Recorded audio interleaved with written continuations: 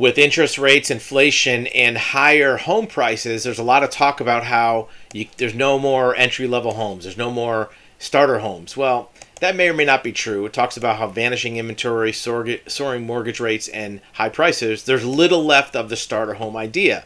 To the fact that there's other articles that says Americans are ditching their dreams of owning a house because of prices and interest rates. Well, it's a little bit too early to give up. Let's not give up yet.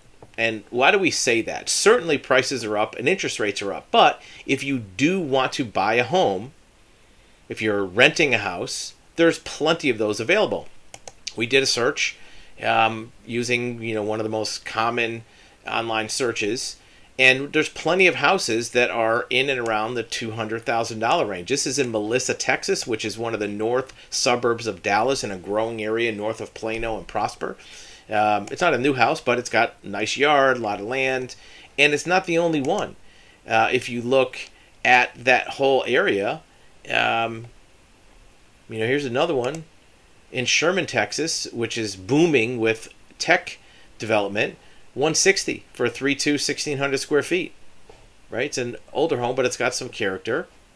What about this 205, 1,000 square foot right next to a lake? Now, again, we just picked one area in North Dallas, and certainly not everybody wants to move to this area, but I can guarantee you that no matter what area of the country you look at, close to almost any area, you can find homes that are in and around 200 to 250. So what does that mean?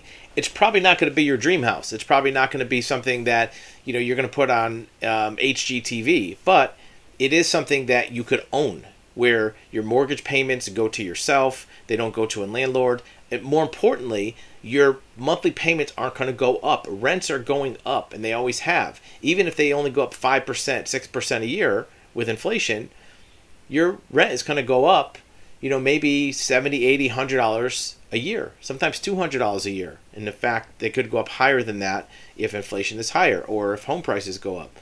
But if you have a mortgage, your payment stays the same. And at some period of time, 20 or 30 years, depending on how long your mortgage is, your mortgage goes away. It's free after that. So certainly prices are higher. Interest rates are higher. But don't give up on owning a home, because there's ways to do that. If you're waiting for house prices to crash or interest rates to go down, certainly that's a strategy you can use.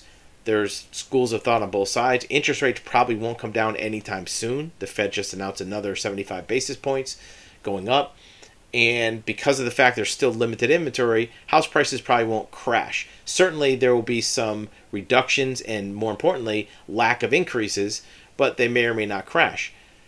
That's a personal decision. But if the reason that you're not getting into the market is because you don't feel like you can find a house or afford it, do a search. Put in a upper level on your price, which is below even what you want to pay. If you're looking for a 400 or 350 house, put in 300 or 275. I guarantee you there's going to be houses out there.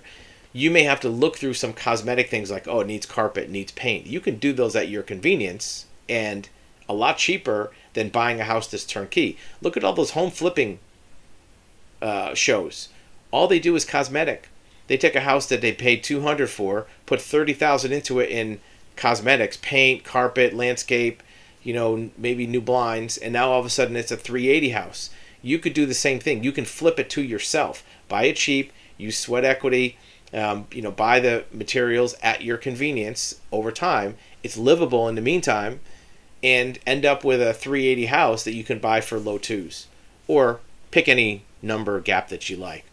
That's just one person's opinion. Let us know what you think in the comments about the nature of the housing market and whether or not buying a cheaper house is a good strategy.